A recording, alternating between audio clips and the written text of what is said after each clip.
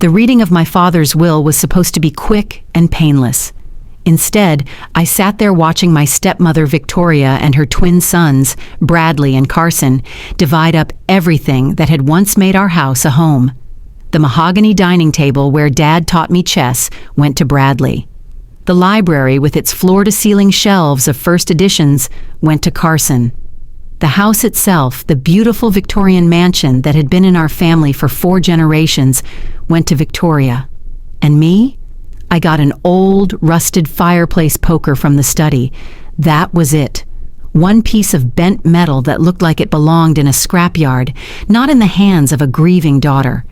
Victoria didn't even try to hide her smirk as the lawyer read out my inheritance. "Your father wanted you to have something meaningful, Emma," she said, her voice dripping with false sympathy. "That poker has been in the study fireplace for decades. Very sentimental." Bradley snorted into his coffee, and Carson didn't even look up from his phone. They'd won. After years of treating me like an unwanted guest in my own home, they'd finally gotten rid of me for good. I held that poker in my trembling hands, its weight nothing compared to the crushing realization that my father had chosen them over me. Or had he? Something about the way the metal felt in my grip, the strange warmth it seemed to radiate despite being cold to the touch, made me wonder. Dad had always been deliberate, thoughtful. He'd never done anything without purpose. So why this? Why leave me with nothing but a piece of old iron while giving everything else to the family that had only been part of our lives for the past 6 years?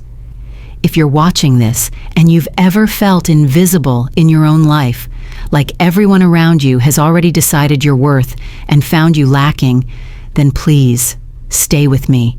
Because what I discovered that night changed everything I thought I knew about my father, my family, and the power of secrets kept in plain sight. Like and share this story if you believe that sometimes the smallest inheritances carry the greatest treasures. My name is Emma Hartwell, though for the past 6 years I'd been more like Emma the afterthought. I was 23 when Dad died, but I'd been losing him slowly ever since Victoria entered our lives when I was 17. She'd swept in like a hurricane after Mom's death, all perfectly styled blonde hair and designer clothes, with her boys in tow. Bradley and Carson were already in their early 20s then, polished and confident in ways I'd never learned to be, where I was quiet and bookish, preferring to spend my evenings in the study with Dad discussing architecture and history. They were loud and social, filling our once peaceful home with parties and strangers. The transformation started small. First, it was just suggesting that the formal dining room needed updating.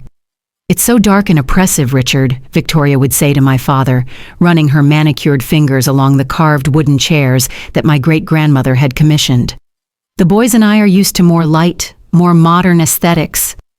Dad, still grieving and desperate for the warmth Victoria seemed to offer, agreed. Out went the antique furniture, in came glass and chrome. Then came the comments about me, never direct, never obvious enough for Dad to really notice. "Emma's so lucky she inherited your brains, Richard," Victoria would say at dinner. "Beauty fades, but intelligence, that's forever." The backhanded compliment would hang in the air while Bradley and Carson exchanged knowing looks. Or she'd introduce me to her friends as Richard's daughter from his first marriage. She's the studious one. Not much for parties or fun, but so dedicated to her books. I tried talking to Dad about it once, about 3 years into their marriage. We were in his study, the one room Victoria hadn't managed to modernize yet, surrounded by his collection of architectural books and historical artifacts. The fireplace was crackling, and that old poker, the one I now held as my sole inheritance, was propped against the brick hearth where it always stood. "Dad, do you ever feel like Victoria's trying to erase Mom from this house?" I'd asked, my voice barely above a whisper. He'd looked up from the blueprint he was examining. He was an architect, had designed buildings all over the state, and his face had softened. "Emma, honey, I know this is hard, but Victoria's just trying to make this place feel like home for everyone. Your mother—" His voice caught. "Your mother would want us to be happy, to move forward." But she's changing everything, I pressed. The furniture, the photos, even the garden Mom planted, and the way she talks about me. Emma. His tone had turned firm, the way it did when he was done discussing something. Victoria has been nothing but kind to you. She's trying to blend our families. Maybe if you made more of an effort with Bradley and Carson, spent less time hiding up here with your books. That was the last time I tried. From then on, I watched silently as my childhood home transformed into something unrecognizable. My mother's portrait was moved from the living room to the hallway, then to the attic. The rose garden she'd cultivated for 15 years was dug up and replaced with a modern sculpture garden. And I became more and more of a ghost, haunting the edges of my own life. Bradley and Carson, meanwhile, flourished under their mother's attention and my father's money. Dad paid for Bradley's MBA at Wharton, bought Carson his startup capital for a tech company that went nowhere. When I asked for help with my student loans from state school, I was studying architecture, following in Dad's footsteps. Victoria had interjected before Dad could answer. "Oh, Emma, you're so independent. I'm sure you wouldn't want handouts like the boys. You're stronger than that, aren't you? Besides, Richard, didn't you always say that struggling builds character?" And Dad, torn between his wife and his daughter, had chosen the path of least resistance. "Victoria's right, Emma. You're smart enough to figure it out. The boys, well, they need more help." The boys needed more help. That became the refrain of our household. When Carson crashed his third car, he needed help. When Bradley's gambling debts came to light, he needed help. When I worked 3 jobs to pay for school and could barely afford ramen, I was building character. The study became my refuge. It was the one place in the house that still felt like the home I'd grown up in. Dad's architectural awards lined the shelves, along with his collection of books on Victorian design and historical building techniques. The fireplace was original to the house, built in 1889, with intricate brickwork that Dad had always admired. "There are secrets in these old houses," he'd tell me when I was little, running his hand along the mantelpiece. The craftsmen who built them were artists, and artists always leave their signatures hidden somewhere. That fireplace poker had been there as long as I could remember. It was wrought iron, heavier than modern tools, with an unusual handle that curved in a way that seemed impractical for actually tending fires. Dad never used it. We had a modern set for actually managing the logs, but he never moved it either. It stood there, a constant sentinel beside the hearth, accumulating dust and memories. 6 months before he died, Dad had been acting strange. He'd started spending even more time in the study, often late into the night. I'd find him there in the mornings, asleep in his leather chair with papers scattered around him. Not blueprints for new buildings, but old documents, yellowed with age. When I asked what he was working on, he'd just smile sadly and say, "Family history, Emma. Just trying to understand some things." Victoria had been irritated by his late nights. "Your father's becoming obsessed with the past," she complained to me one morning, as if we were conspirators. "All this digging through old papers. He should be focusing on the future, on Bradley and Carson's futures." But Dad continued his research. He grew thinner, more distracted. The doctor said it was stress, recommended rest. Victoria insisted on a vacation, just the two of them, to reconnect. They went to their beach house for 2 weeks. Dad came back looking worse than when he'd left. "Emma," he'd said to me one evening, finding me reading in the study, "I need you to know something. This house, it's more than just walls and memories. Your great-great-grandfather, William Hartwell, he built this place with his own hands. Every brick, every board. And he built it for his daughter, your great-great-grandmother Emma. You were named after her." "I know, Dad. You've told me the story." "No," he'd said urgently, grabbing my hand. "You don't know the whole story. Nobody does. William was more than just a craftsman. He was protective. He wanted to make sure his daughter would always have security, always have a home, even if—" Victoria had walked in then, her heels clicking on the hardwood floor. "Richard, darling, you're upsetting Emma with all this ancient history. Come to bed. You need your rest."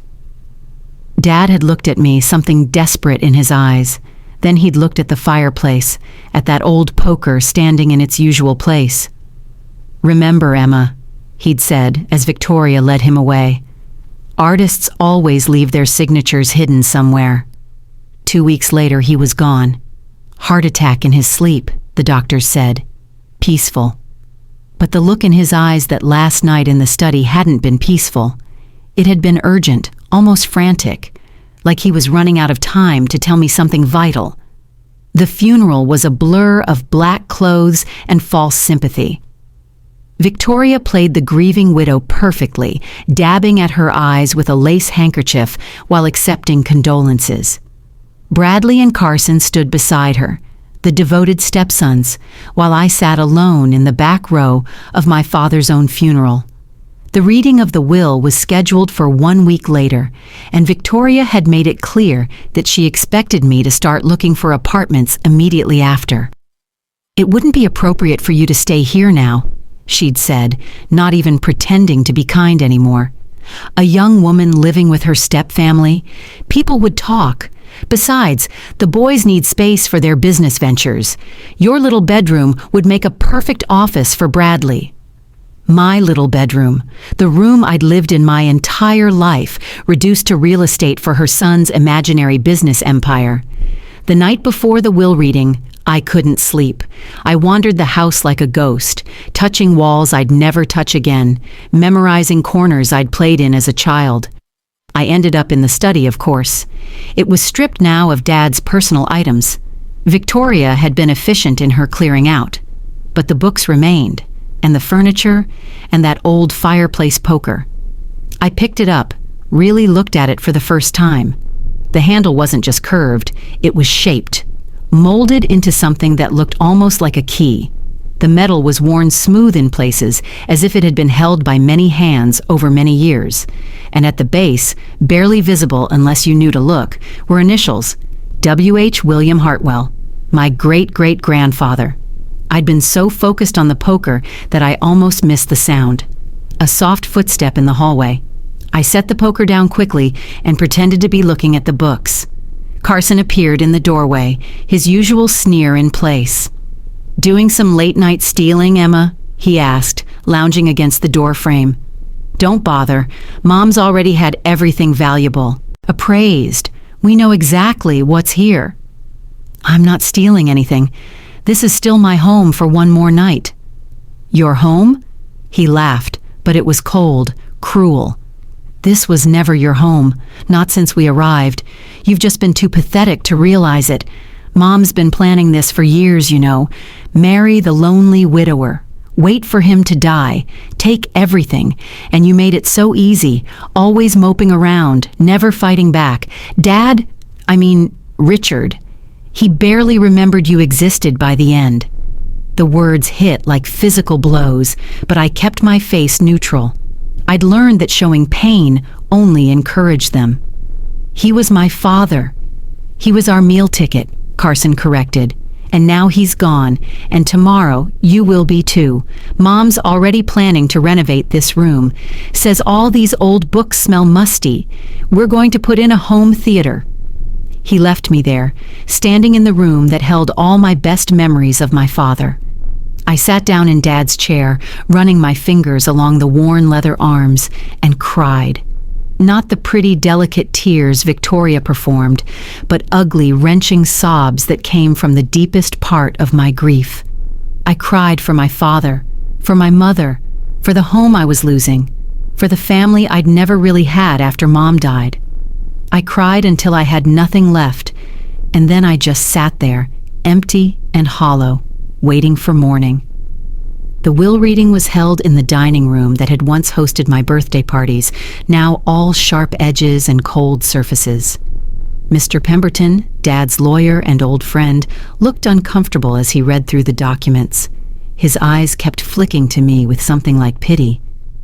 The bulk of the estate, including the primary residence at 47 Thornwood Avenue, all associated properties, and the majority of financial assets, I leave to my beloved wife, Victoria Hartwell.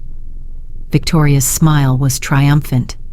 To my stepsons, Bradley and Carson Whitmore, I leave the sum of $200,000 each to be used for their business ventures." The boys high-fived across the table. "To my daughter, Emma Rose Hartwell." Mr. Pemberton paused, cleared his throat. "I leave the fireplace poker from my study, which has been in our family for generations. May she understand its true value." The silence that followed was deafening. Then Victoria laughed, a bright, tinkling sound that filled the room. "Oh, Richard, even in death, making sure everyone knows their place." She turned to me, her smile sharp as glass. "I suppose you'll want to collect your inheritance before you leave? I've taken the liberty of having boxes brought up to your room. You have until 5 o'clock to pack and go." Mr. Pemberton looked like he wanted to say something, but Victoria was already standing, already dismissing him with thanks for his service.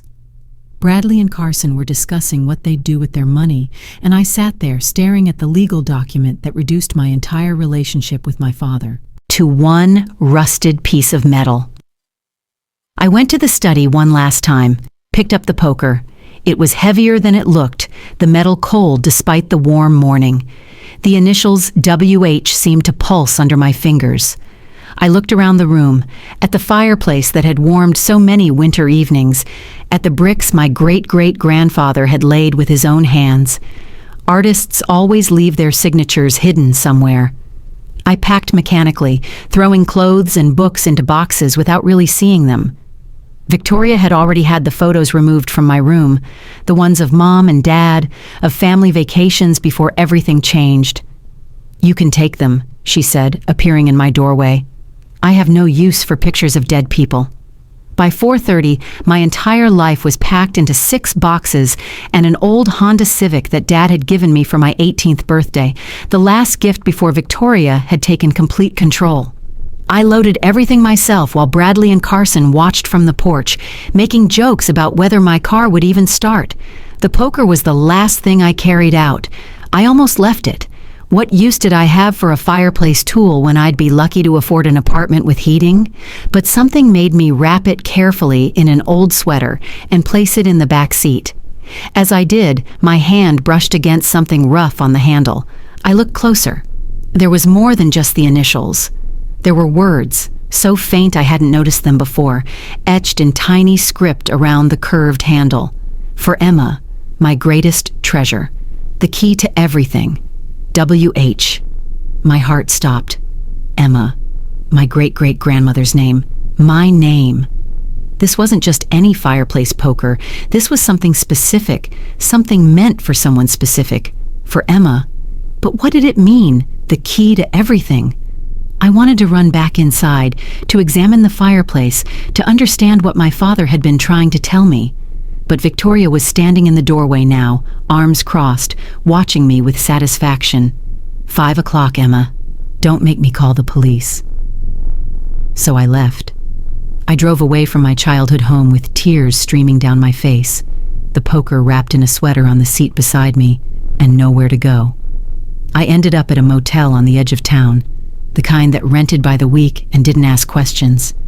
The room smelled like cigarettes and broken dreams, but it was all I could afford. That first night away from home, I sat on the narrow bed and unwrapped the poker, studying it in the flickering fluorescent light. The handle was definitely key-shaped, with ridges and grooves that had been worn smooth over time. But a key to what? And why had Dad left it to me with such a strange message about understanding its value? I thought about his words, those last weeks before he died, his research into family history, his insistence that the house was more than walls and memories, his strange look at the fireplace when he said artists leave, their signatures hidden. Could it be? Could this poker actually be a key to something hidden in the house? But even if it was, what could I do? I had no legal right to enter the house anymore. Victoria had made that crystal clear. She'd probably already changed the locks. And what was I supposed to do? Break into my own childhood home to investigate a wild theory about a hidden signature? For 3 days, I wallowed in that motel room, eating vending machine food and crying into thin pillows. I called the few friends I had, but they were all away at graduate schools or starting careers in other cities. I was alone, truly alone, for the first time in my life. On the 4th day, my phone rang. It was Mr. Pemberton. "Emma, I'm so sorry to bother you, but I need to speak with you. Can you come to my office?" I drove to his law firm in my wrinkled clothes, not caring how I looked. What did it matter anymore? But when I sat across from him, I noticed he looked troubled, almost guilty. "Emma, I've been your father's lawyer for 20 years. I knew him well. It wasn't right. It wasn't what he wanted." "What do you mean?" He pulled out a folder, thick with papers. "Your father came to me 6 months ago, wanting to change his will. He discovered something," he said. "Something about the house, about his family's history. He wanted to make sure you inherited the house, not Victoria. But then he got sick, and Victoria, she was always there, always hovering. He tried to come back, to finish the changes, but she said he was too ill, that the stress would kill him." My hands were shaking. "So the will that was read was from 7 years ago, just after he married Victoria. He never got the chance to update it. Except," he pulled out a single sheet of paper. "He did manage to add one codicil, 2 weeks before he died. He insisted on it, even fought Victoria to get to my office. The addition of the fireplace poker to your inheritance. He was very specific about it. Said it was the most important thing he could give you. But it's just a poker, an old, rusted—" I stopped. "Unless it's not just a poker." Mr. Pemberton leaned forward. "Your father said something that day, something strange. He said, 'The house has secrets, Jim. Secrets that William built into the very bones of it. And the key has been hanging in plain sight for over a century. Emma needs to know. She's the only one who deserves to know.' But I can't get back into the house. Victoria—" "Actually," Mr. Pemberton smiled slightly, "you can. There's a provision in the original deed, one that's been part of the property records since William Hartwell built the house. Any direct descendant of William Hartwell has the right to visit the family cemetery on the property. It's small, just a few graves in the back garden, but it's legally protected. Victoria can't deny you access." "There's a cemetery? I'd lived there my whole life and never knew. It's beyond the Rose Garden, or what used to be the Rose Garden, overgrown and forgotten. But it's there, and if you happen to need to walk through the house to get to it, well, that would be within your rights." He was giving me a way in, a legal excuse to go back. "When?" "Victoria and the boys are attending a charity gala tomorrow night, the Children's Hospital benefit. She's making a big show of being the grieving widow doing good works. The house will be empty from 7 to midnight." I looked at the poker leaning against my chair. "Mr. Pemberton, did my father ever say anything else? About the fireplace in the study?" "Only that William Hartwell built it himself. Wouldn't let anyone else touch it. Said it was his masterpiece." He paused. "Emma, be careful. If Victoria suspects you're looking for something, she already has everything. What more could she do to me?" But as I left his office, the poker heavy in my hands, I wondered if that was true. If there really was something hidden in that house, something my father had discovered, then Victoria didn't have everything after all. And if she found out, there was no telling what she might do to get it. The next night, I parked my car 3 blocks away and walked to the house. My house. The windows blazed with light. Victoria had installed smart lights that turned on automatically, making it look occupied even when empty. Security, she called it. But I knew the real security system, the one Dad had installed years ago, and Victoria had never bothered to change the code from my birthday. I let myself in through the side door, the one that led to the mudroom where Mom used to arrange flowers from her garden. The house felt different in the dark, larger and smaller at the same time. I could hear my heartbeat echoing off Victoria's modern surfaces, could smell her expensive perfume lingering in the air like a territorial marking. The study door was closed.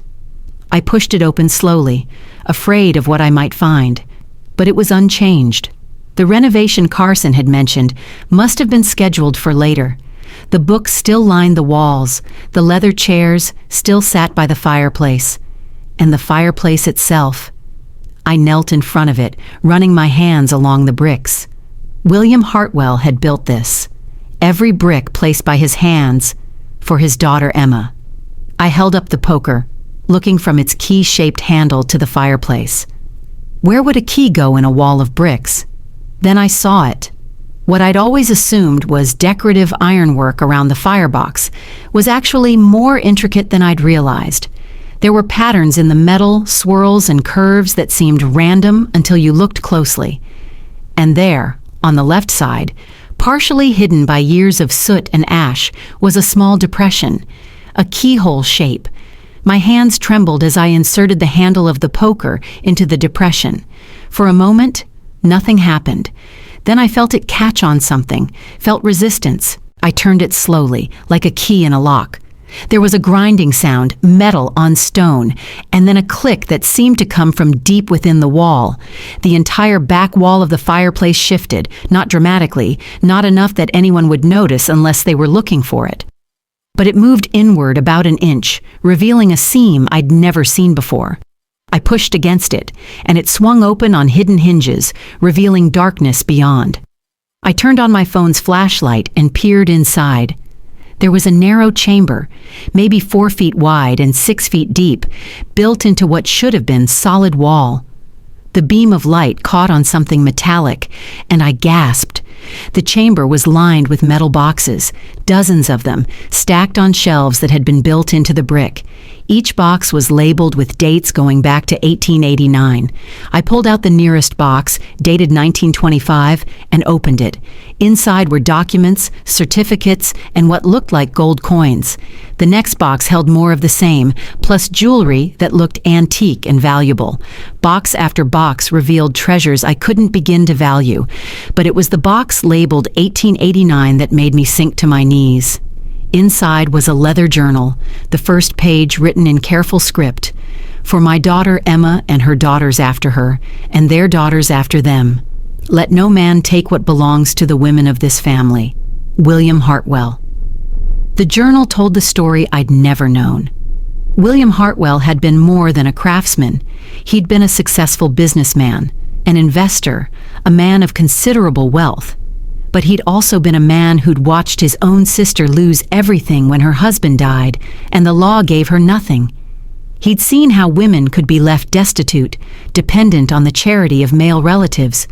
So when his daughter Emma was born, he'd begun planning. He'd built this house with his hidden chamber, and over the years, he'd filled it with wealth that existed outside the official records. Gold, jewels, bearer bonds, artifacts, all untraceable, all protected. The journal contained detailed instructions for maintaining and growing this secret inheritance, passed from mother to daughter, or in the absence of daughters, to the eldest female descendant. It was a fortune that no husband could claim, no son could inherit, no court could award to anyone but the women of the Hartwell line. The men may have the house, William had written, but the women will have the power to buy it back 10 times over. I sat there in the dark study, surrounded by boxes of treasure, and laughed, then cried, then laughed again. My father had known. Somehow in his research, he'd discovered this secret. He'd tried to change his will to make sure I got the house and could find this. But even when he couldn't, he'd made sure I got the one thing I needed, the key. There was more in the journal, names of lawyers in Switzerland who managed accounts that had been growing for over a century. Numbers for safety deposit boxes in banks across the country, investment portfolios under shell companies that William's daughter Emma had established and her daughter had maintained, and so on through the generations until my grandmother had died young and the secret had been lost. Until now. I took photos of everything, documented every box, every item. Then I carefully closed them all and put them back exactly as I'd found them. The wall swung closed, clicking back into place as if it had never moved. I slipped the poker back into my bag and prepared to leave. But as I turned, the lights blazed on. Victoria stood in the doorway, still in her gala gown, her face twisted with rage. Behind her were Bradley and Carson, looking equally furious. "I knew it!" she hissed. "I knew you were up to something. Carson saw your car. Did you really think you could rob us?" "I'm not robbing anyone. Mr. Pemberton said I had a right to visit the family cemetery. I was just stopping in the study for memories." "With a bag? Were you stealing books?" Bradley stepped forward, trying to grab my bag. I stepped back, clutching it tighter. "The only thing in this bag is my inheritance. The poker Dad left me." Victoria's eyes narrowed. "That poker. Richard was obsessed with it those last weeks. What is it? What's so special about a piece of old metal?" "Nothing," I said, trying to keep my voice steady. "It's just sentimental value, like you said." She studied me for a long moment, then smiled. It was the cold, calculating smile I'd seen so many times before. "You know what? Keep it. Take your precious poker and get out. But Emma, if I find out you've taken anything else, anything at all, I'll have you arrested. And who do you think the police will believe? The grieving widow or the bitter daughter who was disinherited?" I left then, walking past them with my head high, the poker in my bag feeling like it weighed 1,000 pounds. I could feel their eyes on me all the way to the door. As I reached my car, I heard Victoria's voice carry through the night air. "Check the study. Check everything. Make sure she didn't take anything." They wouldn't find anything missing because I hadn't taken anything, not yet. For the next 3 weeks, I played the part of the defeated daughter perfectly. I got a job at a coffee shop, moved into a slightly better apartment, acted like I was moving on with my life.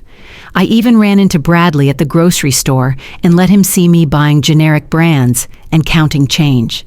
He'd smirked and told his mother I was properly pathetic, working minimum wage and living in squalor. Meanwhile, I was quietly following the instructions in William Hartwell's journal.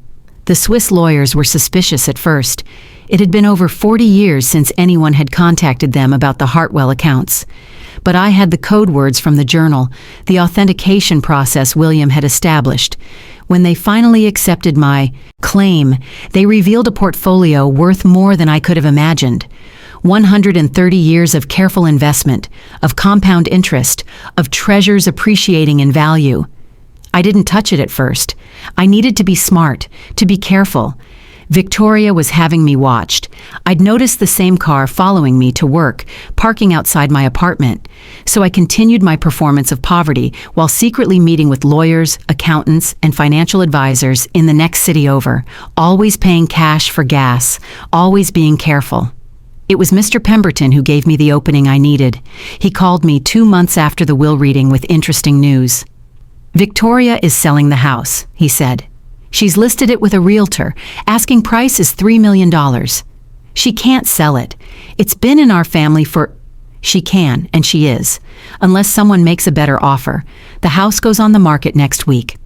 I thought about William Hartwell, building that house brick by brick for his daughter. I thought about my father, trying desperately to make sure I inherited it. I thought about my mother's roses, torn out and discarded. And I thought about Victoria's smug face as she handed me that poker and told me to leave. "Mr. Pemberton, I need you to recommend a real estate lawyer, the best one you know." "Emma, what are you planning?" "I'm planning to buy my house back." The next week was a whirlwind of legal maneuvering. I had my Swiss lawyers transfer enough money to make a cash offer on the house. $3.5 million, $500,000 over asking. But the offer came from a shell company, one that couldn't be traced back to me. Victoria was ecstatic. She called Bradley and Carson, crowing about how some foreign investor was stupid enough to overpay for the old place. The closing was set for Friday afternoon. Victoria insisted on being there in person to sign the papers, wanting to savor her final victory. She dressed in her best suit, had her hair professionally done.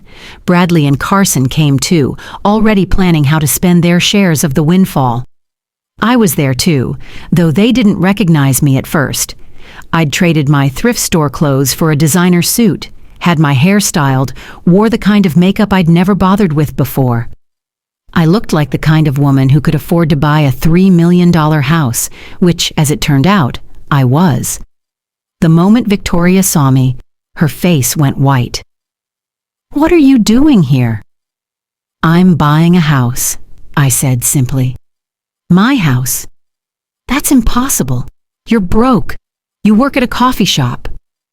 I did work at a coffee shop, but you see, Victoria, my father left me something more valuable than you realized.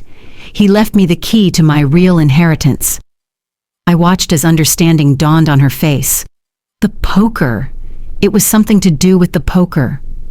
The poker was just a key. What it unlocked, that was the real gift. Turns out my great-great-grandfather was a very smart man. He knew that women could lose everything to the men in their lives, husbands, sons, even stepsons. So he made sure the women of his family would always have security, hidden security that no one could take from them. "You're lying." But her voice was shaking now. The lawyer cleared his throat. "If we could proceed with the closing?" Victoria had no choice.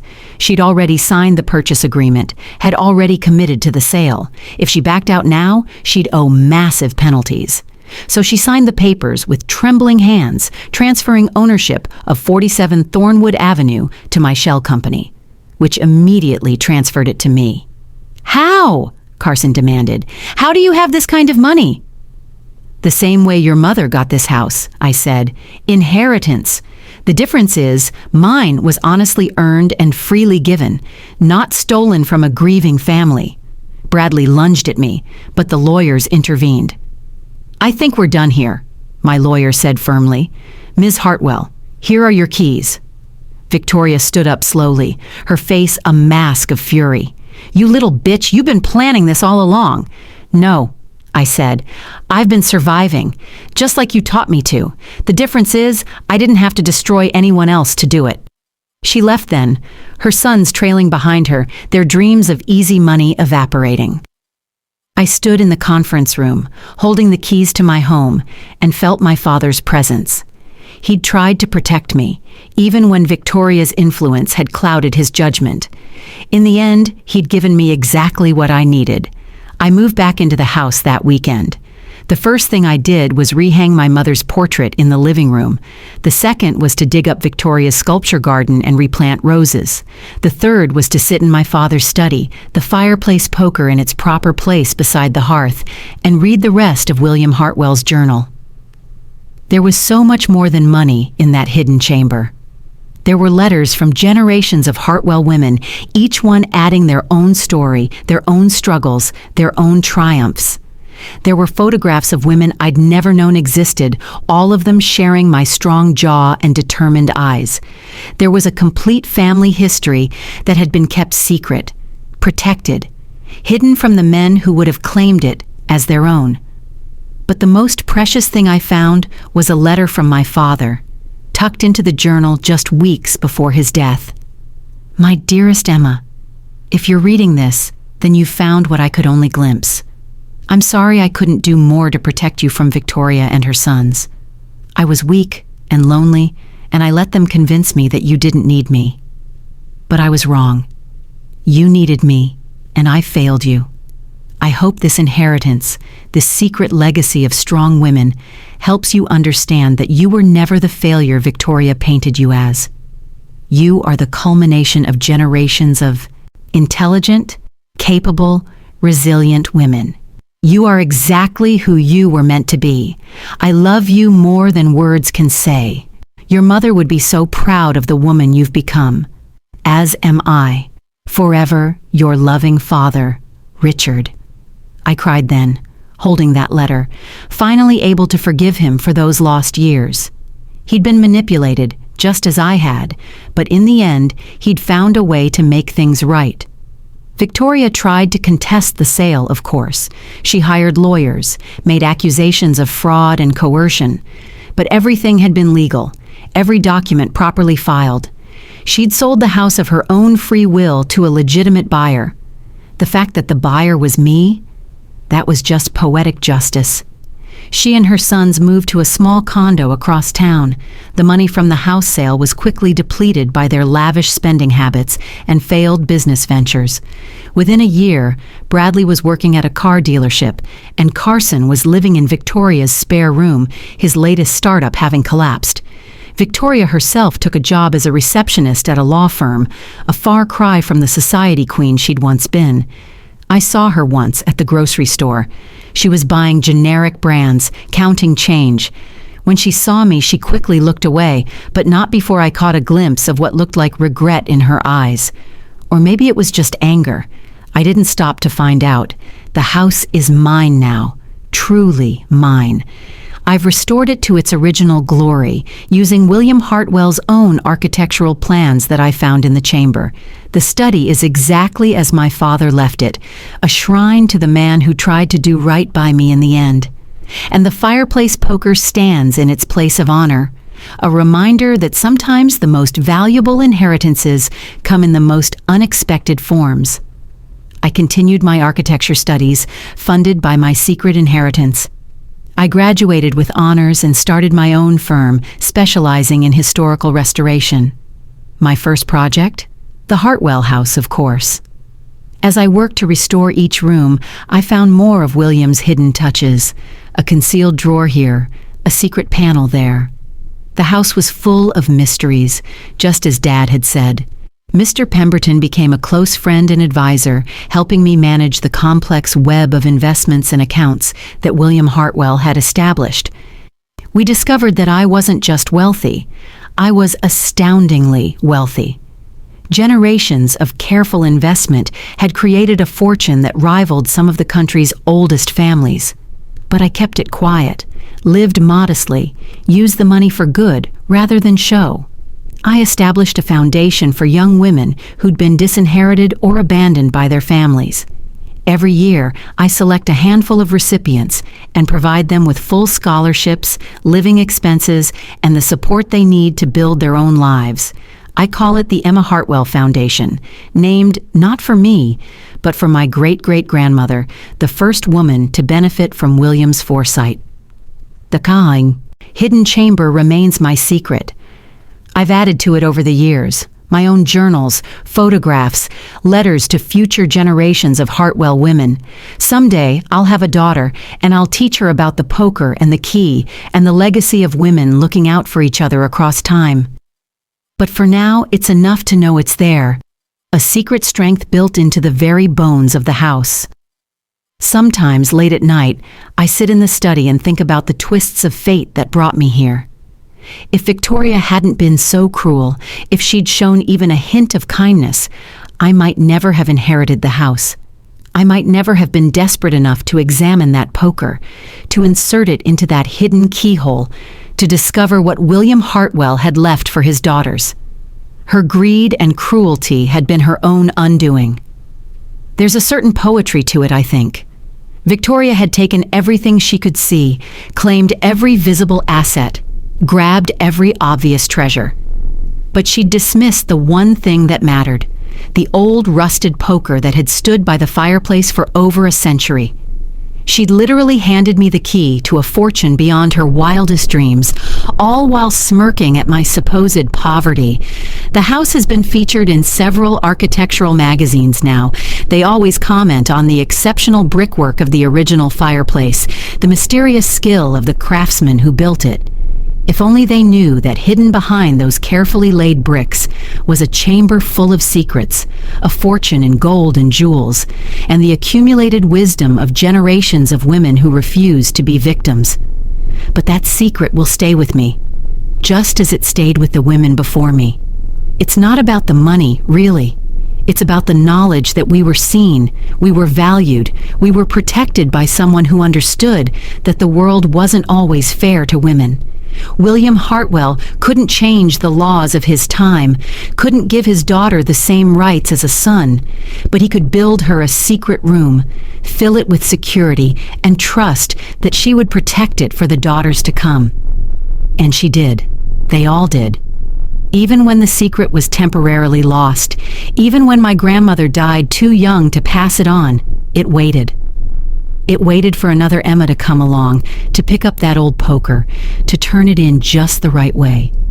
It waited for my father to piece together enough clues to ensure I got the key, even if he couldn't give me the house. It waited for me. Now, as I walk through my restored home, I see Victoria's changes have all been undone. The modern furniture is gone, replaced with period-appropriate pieces that honor the house's history. My mother's roses bloom again in the garden, their scent drifting through windows on summer evenings. The formal dining room has been restored to its original dark wood glory, and I host dinners there for friends who've become my chosen family. But the study remains my favorite room. It's where I feel closest to my father, to my heritage, to the long line of women who came before me. The fireplace poker stands in its appointed place, looking like nothing more than an antique tool. Visitors sometimes comment on it, noting its unusual shape, its obvious age. I just smile and tell them it's been in the family for generations, which is true as far as it goes. The truth, the whole truth, is so much more than that. It's a story of love and protection spanning centuries. It's a tale of a father who saw injustice and built a secret fortress against it. It's proof that sometimes the smallest, most overlooked things carry the greatest power. And it's a reminder that inheritance isn't always about what's written in wills or decided in lawyers' offices. Sometimes true inheritance is hidden in plain sight, waiting for the right person to claim it. Victoria still lives in that condo, growing older and more bitter with each passing year. Bradley married a woman just like his mother, beautiful, calculating, cold, and they make each other miserable. Carson drifts from scheme to scheme, always looking for the easy money that will never come. They had their chance at happiness, at family, at home. They chose greed instead, and greed left them with nothing but the money from a house sale that slipped through their fingers like water. But I don't waste time on vindication or revenge. I have too much to do, too much life to live. I have a business to run, a foundation to manage, a house to maintain, and a legacy to protect. Someday, I'll add my own contribution to that hidden chamber. Perhaps a letter to my future daughter, telling her this story, reminding her that she comes from a long line of survivors. I'll tell her about the poker, of course, how to turn it, where to look for the keyhole, what she'll find inside. But I'll also tell her what I've learned, that true inheritance isn't just about money or property. It's about resilience, about knowing your worth when others try to diminish it, about finding strength in the stories of those who came before.